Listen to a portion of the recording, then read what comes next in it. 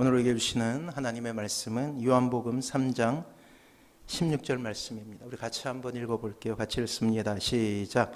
하나님이 세상을 이처럼 사랑하사 독생자를 주셨으니 이는 그를 믿는 자마다 멸망하지 않고 영생을 얻게 하려 하심이라.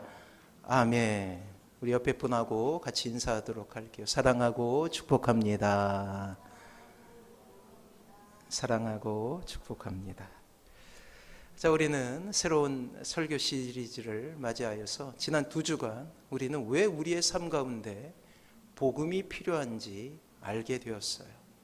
그렇다면 오늘 우리는 말씀을 통해서 복음이란 과연 무엇인지 우리는 하나님의 놀라우신 은혜를 경험하게 될 것입니다. 이 복음을 오늘은 행복이라는 관점에서 살펴보게 될 거예요. 우리에게 항상 그리움을 주는 단어가 있다면 그것은 행복이라는 단어일 것입니다.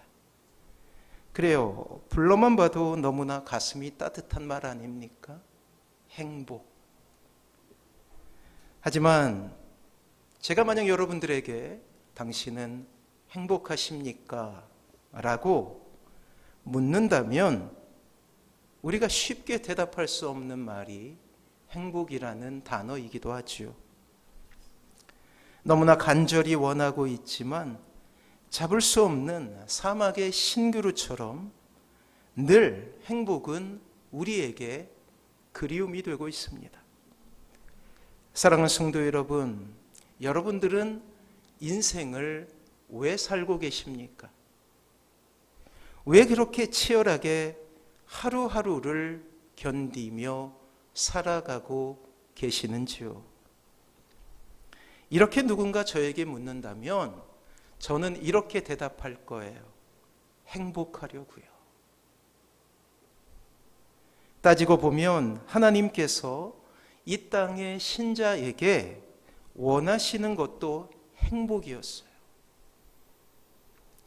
이 세상이 처음 창조되던 처음 사람이었던 아담과 하와를 만드신 후에 하나님은 이렇게 아담과 하와를 축복하고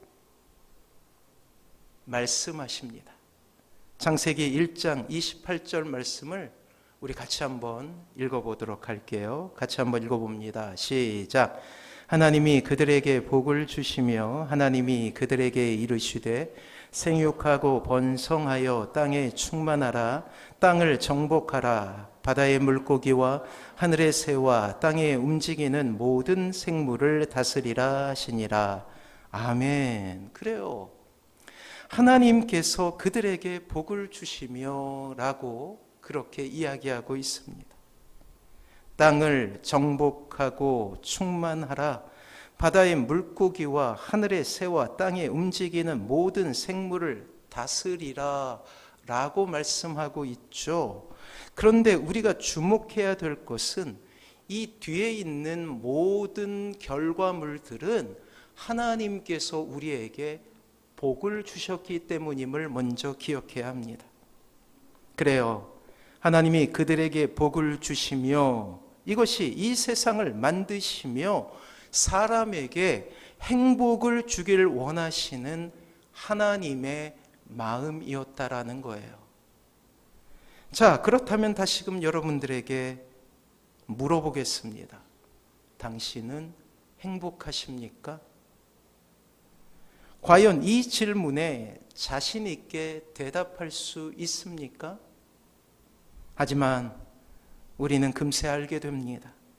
이 질문이 얼마나 어렵고 또 곤욕스러운 질문인지 말이에요. 언제부턴가 우리는 행복이라는 단어를 우리의 언어 생활 속에서 잃어버리게 되었죠. 그만큼 행복이 그리운 시대를 우리는 살아가고 있습니다. 헉헉거리며 쫓아가도 닿을 수 없는, 아무리 애를 써도 손에 잡히지 않는 참 그리운 이름입니다. 오늘도 하나님께서는 행복이 그리운 여러분들을 찾고 계셔요. 문제는 행복이라는 이 목표에 도달하는 것이 결코 쉽지 않다라는 것입니다. 마치 풀지 못한 수학 문제처럼 그렇게 소원하지만 닿을 수 없는 참으로 어려운 일이라는 거예요. 자, 우리는 행복하려고 직장을 갖게 되지 않습니까? 행복하려고 결혼을 합니다. 행복하려고 관계를 맺게 되고 또한 아이를 낳고 하루하루를 치열하게 열심히 살아갑니다. 어떤 사람은 명예를 통해서, 또 어떤 사람은 물질을 통해서, 또 어떤 사람은 쾌락을 통해서 행복을 얻고자 하지요. 하지만 이러한 바람에도 불구하고 이 땅에 진정 행복을 누리는 사람은 많지 않다라는 사실이에요. 행복하려고 시작된 직장 생활은 절망이 되고 경쟁은 늘 피말리는 아픔이 됩니다.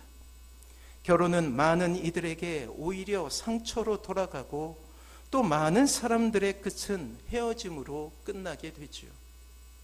인간관계는 때론 근거 없는 모함과 비방으로 가득 차 버리게 됩니다. 그렇게도 찾아 헤매이지만 여전히 고통과 불행은 어느새 우리가 원치 않는 불청객이 되어서 우리의 인생 가운데 찾아와 우리를 망가뜨리게 된다라는 사실이에요. 다시 한번 여러분들에게 묻습니다. 당신은 행복하십니까? 여전히 자신이 없이 고개를 떨구고 계신다면 오늘 우리는 성경의 말씀을 통하여서 우리가 행복할 수 있는 그 정답을 찾아보게 될 거예요. 자, 먼저 행복을 찾기 위해 우리가 먼저 해야 될 것이 있어요. 그것은 바로 우리가 왜 불행할 수밖에 없는 이유를 알아야 된다라는 거예요. 모든 문제 해결은 여기서 시작됩니다. 성경은 아주 분명하고도 단호하게 우리가 이 땅에서 행복할 수 없는 이유, 우리가 행복할 수 없는 존재임을 밝히고 있어요. 그것은 바로 하나님과의 관계가 끊어졌기 때문이에요. 아이들을 키우다 보면 참으로 신비한 시간을 지나가게 됩니다. 그것은 바로 낯가림의 시간이에요. 낯가림은 대체로 생후 6개월에서 시작되어서 2세까지 지속되는데 이 세상의 모든 아빠들은 이때 처음으로 자녀에게 섭섭함을 느끼게 되죠. 왜냐하면 엄마의 얼굴을 볼 때는 생긋생긋 웃던 아이가 명색이 아빠인데 아빠만 보면 울기도 하고 소스라치게 놀라기도 합니다.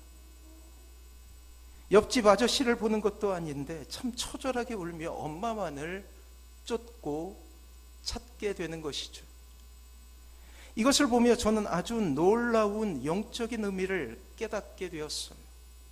그것은 바로 적어도 이때 이 아이에게 전부는 엄마였다라는 사실이에요. 행복한 이유는 바로 엄마 품에 있다는 것이고 또 엄마의 얼굴을 보는 것이 전부였다라는 사실이에요. 그 엄마가 얼마나 잘 살고 있는지, 그 엄마가 얼마나 건강한지는 상관이 없어요. 그저 엄마만 있으면 여지없이 행복한 아이가 되어버리는 것이죠. 사랑하는 성도 여러분, 어린아이가 엄마의 얼굴을 보며 행복하듯이 이 땅의 모든 사람은 원래 하나님 안에 있을 때에 행복할 수 있는 존재였다라는 사실이에요. 어떤 조건에 상관없이 말이에요.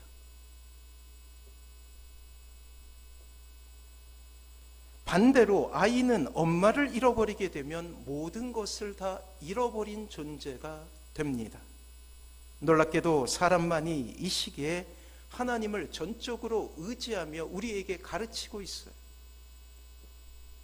그래서 결혼을 하고 우리에게 하나님께서 선물로 아이를 주신다면 이 아이를 통해서 하나님께서 우리에게 무엇을 가르치고 계신가를 떠올려야 된다라는 거예요. 유일하게 사람만이 이 어린아이 시절에 누군가의 도움이 없이는 살 수 없는 존재라는 사실을 우리는 먼저 기억해야 됩니다. 이것은 우리가 하나님을 의존하지 않고는 살 수 없는 반증이기도 하죠. 놀랍게도 동물들은 태어나게 되면 어느 정도 삶의 방어 기제를 가지고 태어나요. 어떤 동물은 태어나자마자 걷기도 하고, 또 어떤 동물은 태어나자마자 헤엄을 치기도 합니다.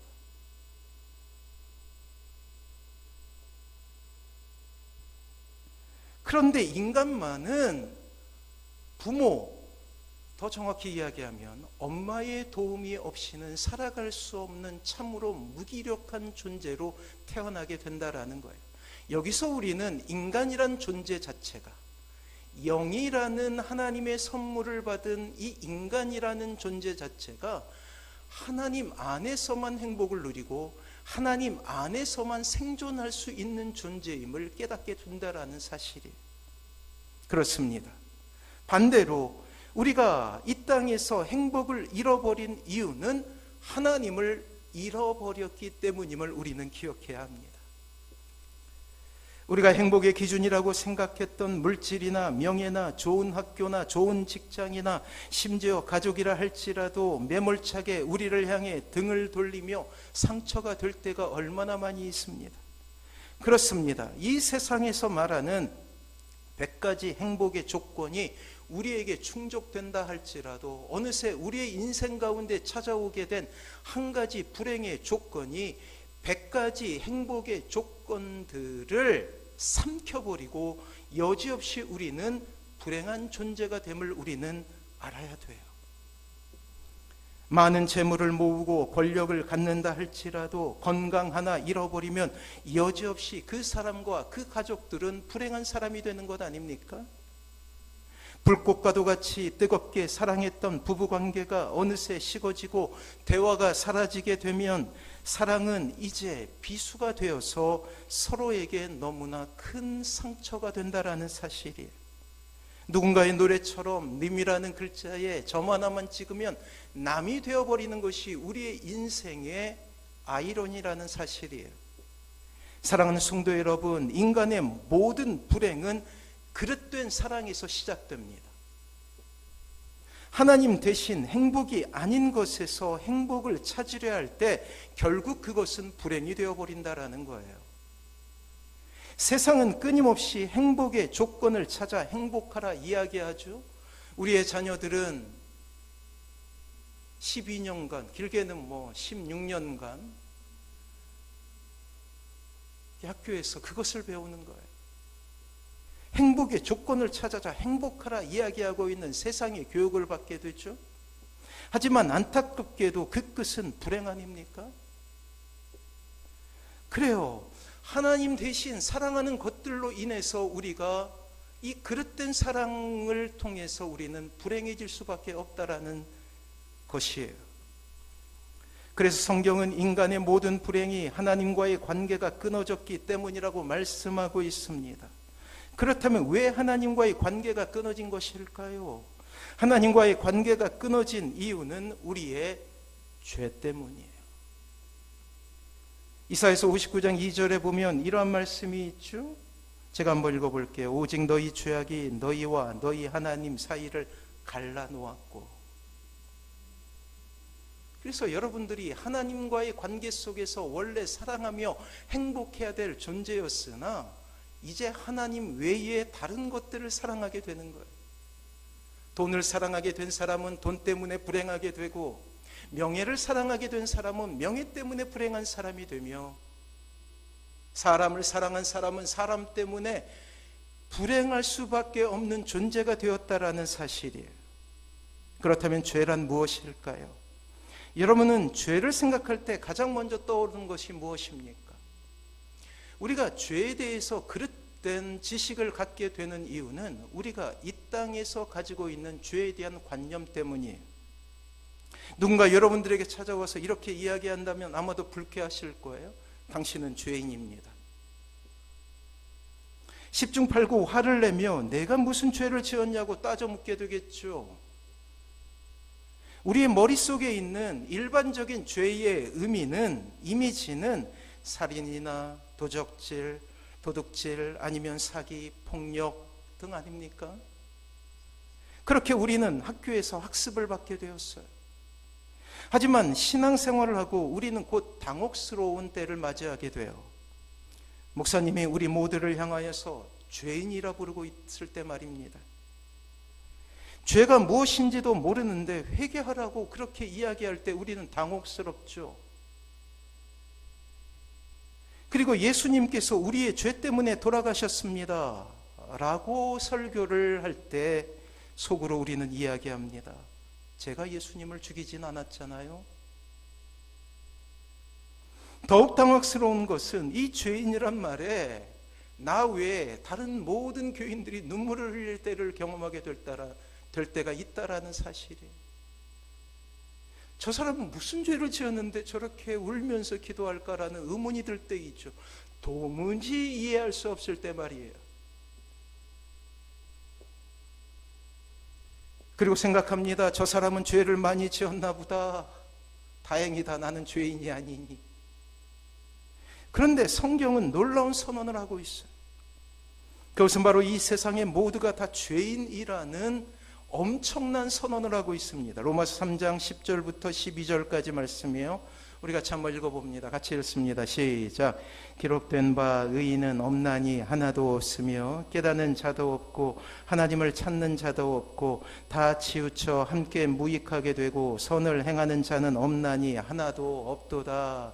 이 말씀의 핵심은 이거예요. 이 땅에 있는 모든 사람은 죄인이다. 그 이유를 우리는 창세기 3장 5절을 통하여서 죄의 정체가 무엇인지 깨달음으로 알게 되죠. 창세기 3장 5절 말씀입니다. 같이 한번 읽어볼게요. 같이 읽습니다. 시작. 너희가 그것을 먹는 날에는 너희 눈이 밝아져 하나님과 같이 되어 선악을 알 줄 하나님이 아심이라. 사랑하는 성도 여러분, 죄를 발견하셨나요? 그래요. 죄의 정체는 하나님과 같이라는 구절 속에 있어요. 좀 더 쉽게 표현하자면 내가 하나님이다라는 뜻이에요. 이 말씀은 뱀으로 변한 사탄이 하나님께서 처음 만드신 사람인 하와에게 했던 유혹이죠. 우리는 이 말씀을 통해 우리가 왜 이 세상에서 말하는 죄를 짓지 않았음에도 불구하고 죄인이 되어버릴 수밖에 없는지 깨닫게 됩니다. 사단의 말입니다. 너희가 그것을 선악과죠 먹는 날에는 너희 눈이 밝아져 하나님과 같이 되어. 조선시대 그 엄혹한 시대에 임금이 아님에도 내가 임금이다라고 이야기했던 일련의 사람들이 있어요. 그 사람들을 역적이라고 부르죠. 그리고 그 역적이라고 부르며 그들을 아주 혹독하게 징벌했어요. 인간으로서는 견딜 수 없는 고문이 이루어졌고 그 끝은 사약이나 참수, 심지어는 능지처참 등 참으로 잔혹한 방법으로 그 사람을 죽이게 됩니다.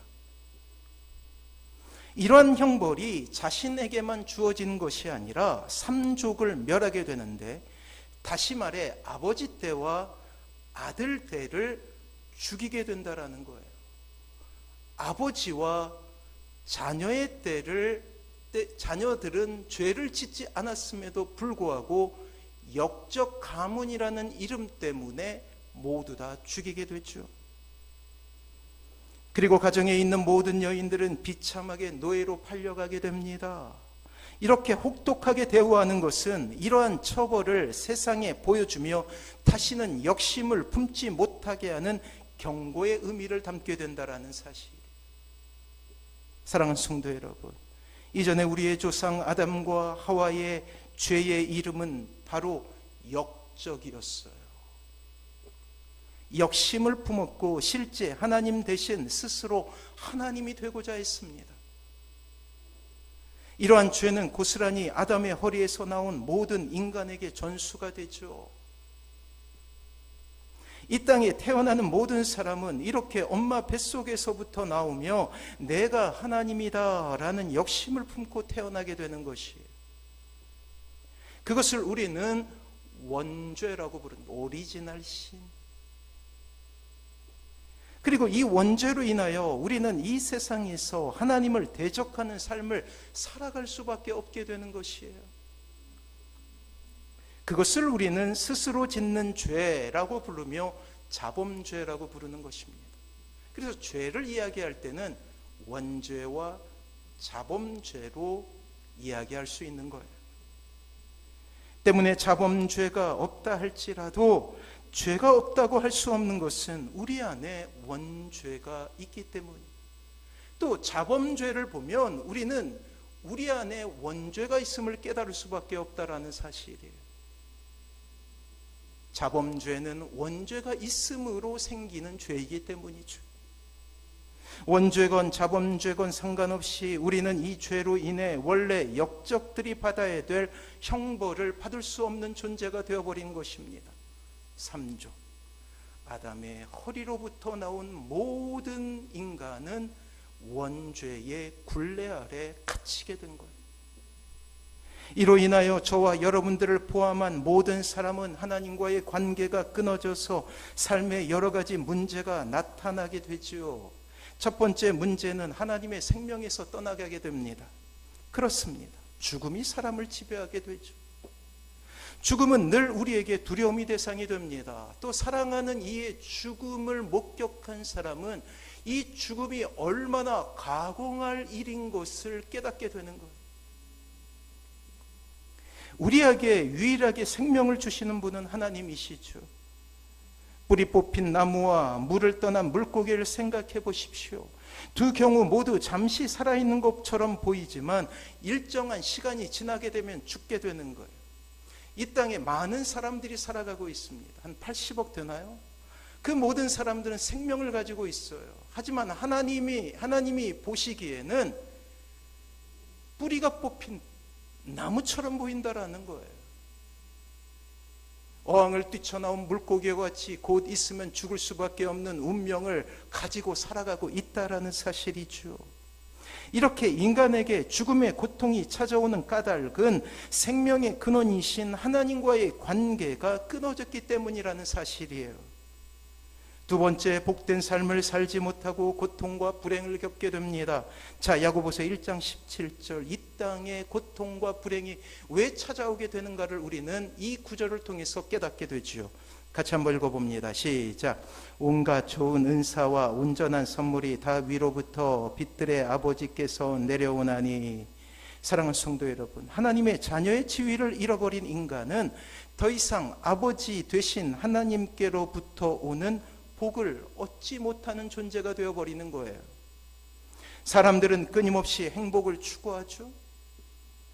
하지만 삶이 불행하고 고통스럽다고 느껴지는 것은 하나님께로 오는 근원적인 행복, 우리의 조건에서 오는 이 땅에서 경험하는 행복이 아닌 조건과 상관없이 우리에게 주어지는 행복을 잃어버렸기 때문이에요. 세 번째는 참된 만족을 누리지 못하게 됩니다. 이 모든 것이 행복을 누리지 못하는 이유가 되는 것이죠. 사람들은 아무리 많은 것을 소유해도 만족하지 못합니다. 늘 하나를 가지면 열을 가지고 싶고, 열을 가지면 백을 가지고 싶고, 백을 가지게 되면 천을 가지고 싶은 인간의 본성이 있다라는 사실이에요. 이러한 열망으로 인하여서, 이러한 고집을 통하여서 우리는 끊임없이 부족함을 느끼며 불행하다라고 여기는 거예요. 바다에서 목이 마를 때에 바닷물을 마시게 되면 염분으로 인하여서 더욱더 갈증을 느끼게 되듯, 돈이나 명예나 권력이나 쾌락은 결코 인간에게 참된 만족을 줄 수 없다라는 사실을 우리는 인정해야 됩니다. 세상 그 어떤 것도 하나님의 빈자리를 대신할 수 없다라는 거예요. 이것을 성경은 그릇된 사랑이라 부르는 거예요. 넷째, 참된 평안을 누리지 못합니다.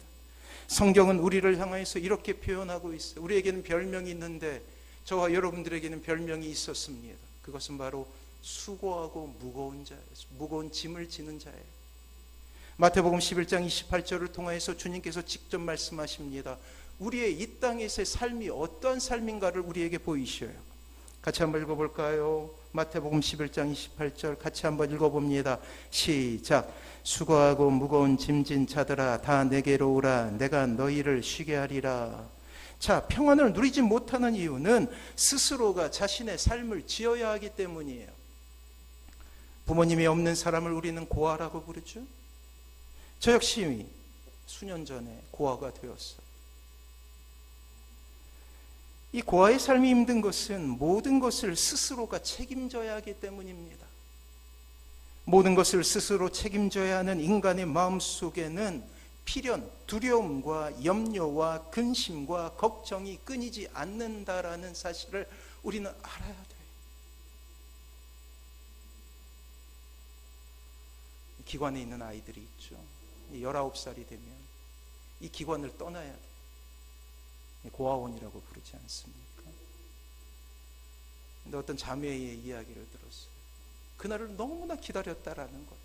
자신에게 이 고아원의 삶은 친구들도 있고 자신을 돌봐주는 그러한 분들도 있었지만 벗어나고 싶다라는 생각이 간절했다라는 거예요. 그래서 19살이 됩니다. 나라에서 주는 500만 원을 가지고 어떻게 집을 얻었어요. 근데 이 자매가 느끼게 된 것은 두려움이 생기더라는 거예요. 이제 나의 삶을 책임져 줄 수 있는 사람이 없다는 것이죠. 몸이 아파 병원에 가고 수술을 하려고 하는데 누군가의 보증을 받아야 되잖아요. 수술하려면. 근데 그 사람이 없다라는 거예요. 그래서 멀리 떨어진 기관의 원장을 통하여서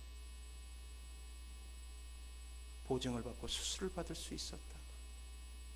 고아가 힘든 이유는 자신의 삶을 직접 책임져야 했기 때문에. 사랑하는 성도 여러분, 육신의 부모가 있어도 우리의 존재는 고아인 거예요. 스스로가 책임져야 할 사람입니다. 그래서 우리가 예수 그리스도를 만나고 주님을 믿게 되었을 때 하나님을 누구라 부릅니까? 아버지라 부르게 되는 거예요. 사랑하는 성도 여러분, 이러한 절망적인 상황에서 구출해내는 것을 구원이라고 부릅니다. 죄에서 탈출하는 것을 구원이라고 부르는. 사랑하는 성도 여러분, 여러분들은 이 십자가를 바라보시면서 어떤 마음이 듭니까? 여러분들 안에 감격이 찾아옵니까? 아니면 메말라 있습니까? 예수 그리스도께서 나를 위해 십자가를 지셨다라는 그런 놀라운 감격으로 인하여서 기뻐하십니까? 혹은 여러분들의 마음은 마치 사막과도 같이 메말라 있는 것입니까? 사랑하는 성도 여러분, 이 십자가는 죄의 문제를 해결하신 예수 그리스도를 상징하고 있다라는 거예요. 그래서 우리는 십자가를 볼 때마다 물론 예수 그리스도의 놀라운 사랑을 기억하기 해야 되지만 그 안에 우리가 얼마나 큰 죄인이었음을 또한 깨달을 수 있어야 된다라는 거예요. 내가 얼마나 큰 죄인임을 깨달을 때 이 십자가가 감격적인 것이 될 수 있다라는 거예요. 수영을 못하는 어떤 사람이 깊은 물에 빠졌어요. 허우적거리고 숨이 거의 끊어질 듯 고통스러운 시간이 지나가게 됩니다. 몸에서 점점 힘이 빠져버리고 더 이상 소망이 없다고 느껴지는 순간 죽음의 공포가 머릿속에 스치게 되죠. 이 사람에게 유일한 희망이 있다면 그 누군가가 그를 구출해 주는 거예요. 나뭇가지를 던져주거나 밧줄을 던져주거나 구명조끼를 던져주거나. 몇 달 전 우리는 건장한 청년 하나가 이 해병이라는 국가의 의무를 지고 있다가 안타까운 죽음을 맞이한 것을 보았어요. 아무리 건장하다 할지라도, 건강하다 할지라도 거센 물살에 스스로가 나올 수는 없었어요. 이것이 우리의 존재라는 것. 이 세상에 그 어느 누구도 스스로 하나님과의 관계를 끊어버린 죄의 문제를 해결할 수 없습니다. 복음은 이 죄에 대한 유일한 처방전이에요. 사랑하는 성도 여러분, 기억하십시오. 이 땅에서 우리를 불행하게 하는 죄를 해결할 수 있는 유일한 처방전은 복음밖에 없습니다. 십자가밖에 없음을, 우리가 오직 복음으로 회복하라는 설교 시리를 시작하면서 이제 본격적으로 복음을 다루는 이유는 불행이라는 것의 유일한 해결책은 복음 외에는 없기 때문이에요. 자, 죄를 해결할 수 있는 유일한 방법은 죄의 대가를 치르는 것 아닙니까? 그래서 이 땅에서 우리가 죄를 지었을 때, 사기를 친다거나 도둑질을 한다거나 살인을 했을 때 어디로 가게 되죠? 교도소로 가게 되는 거예요. 교도소로 가게 되는 이유는 그 사람이 그곳에서 죄의 대가를 치르게 한다라는 거예요. 일정 기간에 교도소에서 수감된 다음에 풀려나게 되죠. 풀려나게 된 이유는 다른 것이 아니에요. 그 사람이 죄의 대가를 치렀기 때문에. 원죄도 마찬가지예요. 누군가 죄의 대가를 치러야 돼요. 물론 우리 자신이 죄의 대가를 치러야 되죠. 하지만 하나님께서 우리를 사랑하시기에 우리가 죄의 대가를 치르게 되면 죽을 수밖에 없기 때문에 다른 방법을 고안해내셔요. 인간은 죄의 문제에 있어서 철저하게 무능하고 무기력하기에 이제 인간의 죄로 인하여 오히려 가장 큰 상처를 입으신 하나님께서 대신 죄의 대가를 치르기로 작정하십니다. 이렇게 죄의 문제가 해결돼야 하나님과의 관계가 회복되어 인간은 진정한 행복한 삶을 살 수 있기 때문이죠. 그리고 그렇게 행복한 사람을 보시며 하나님도 행복하신 거예요. 자, 오늘 저는 성경에서 가장 유명하고도 가장 위대한 구절 하나를 여러분들께 소개하려고 합니다. 저는 이 말씀을 하나님의 연애 편지라고 부르고 싶어. 연서이죠. 세상에서 가장 슬픈 사랑의 편지입니다. 요한복음 3장 16절 오늘의 말씀이에요. 같이 한번 읽어봅니다. 시작. 하나님이 세상을 이처럼 사랑하사 독생자를 주셨으니 이는 그를 믿는 자마다 멸망하지 않고 영생을 얻게 하려 하심이라. 하나님은 끊임없이 이스라엘을 통하여 하나님께서 이 세상을 사랑하신다고 말씀하시는 거예요. 하지만 세상은 그것을 믿지 않습니다. 여전히 하나님의 사랑을 거부했고 모른 척하죠. 오늘도 마찬가지 아닙니까? 오늘날도 예수 그리스도의 사랑이 있음에도 불구하고 이 땅의 대부분의 사람은 그 사랑을 무시하고 그 사랑을 없다 이야기하고 그 사랑을 부인합니다. 이런 불신에 대한 하나님의 답은 아들을 이 세상에 보내시어 하나님의 사랑을 직접 보여주시는 거예요. 증명하시는 거예요. 내가 너희를 이렇게 사랑하고 있어. 진정한 행복은 나를 통하여서만 있을 수 있단다 라고 하나님께서 말씀하시면서 이 십자가를 보여주심으로 말미암아 우리를 깨닫게 하신다라는 거예요. 그리고 그 아들을 죽이심으로 그 사랑을 증명하십니다.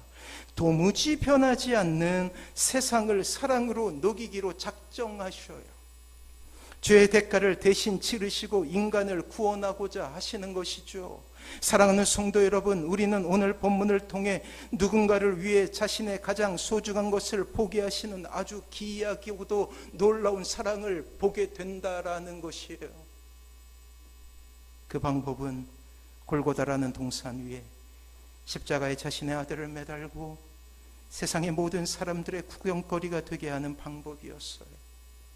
두 손과 발에 못을 받고 십자가라는 참으로 극악한 방법을 통해서 그를 죽임으로 말미암아서 진노를 없다 하시며 우리를 사랑하실 수 있게 되는 것이죠. 죄는 우리가 지었지만 죄의 값은 예수님께서 대신 치르신 것입니다.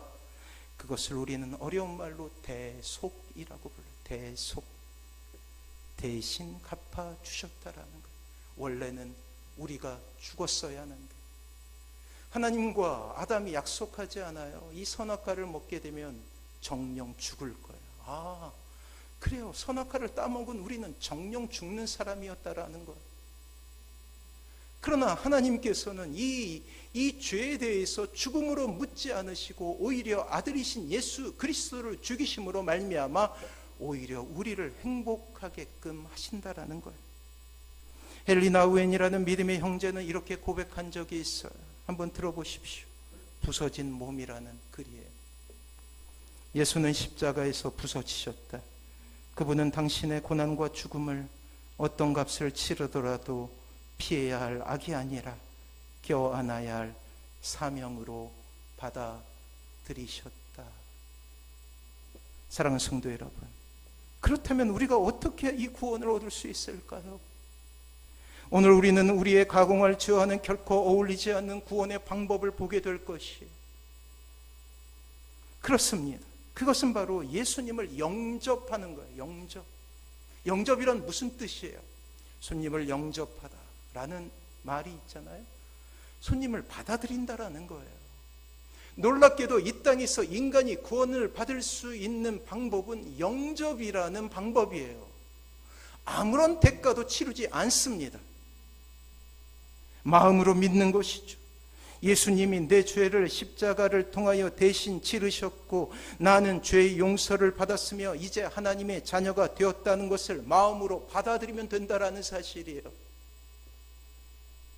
사랑하는 성도 여러분, 천지를 창조하시기 위해서 하나님은 무려 6일간의 시간을 사용하십니다.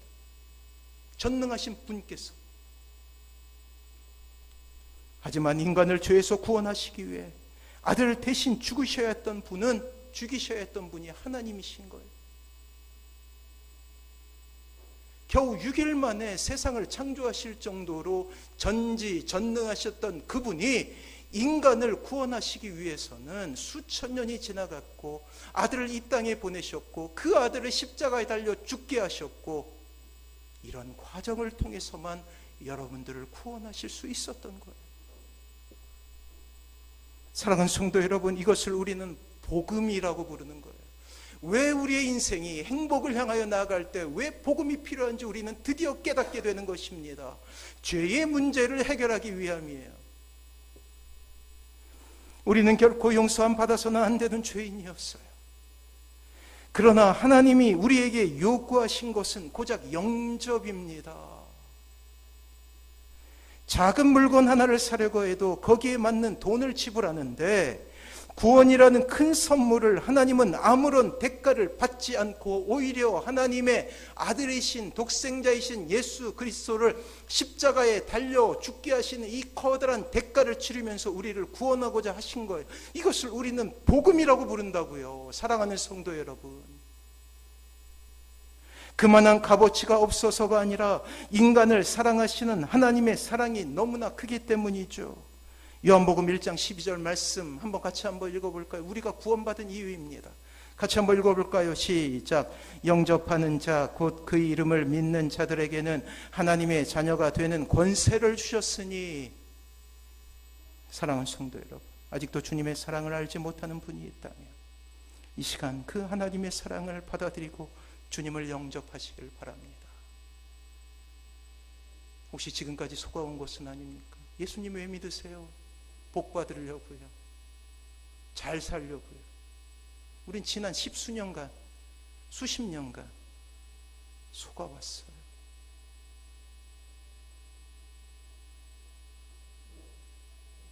예수 그리스도의 사랑이 아니고는 살 수 없는 존재였죠.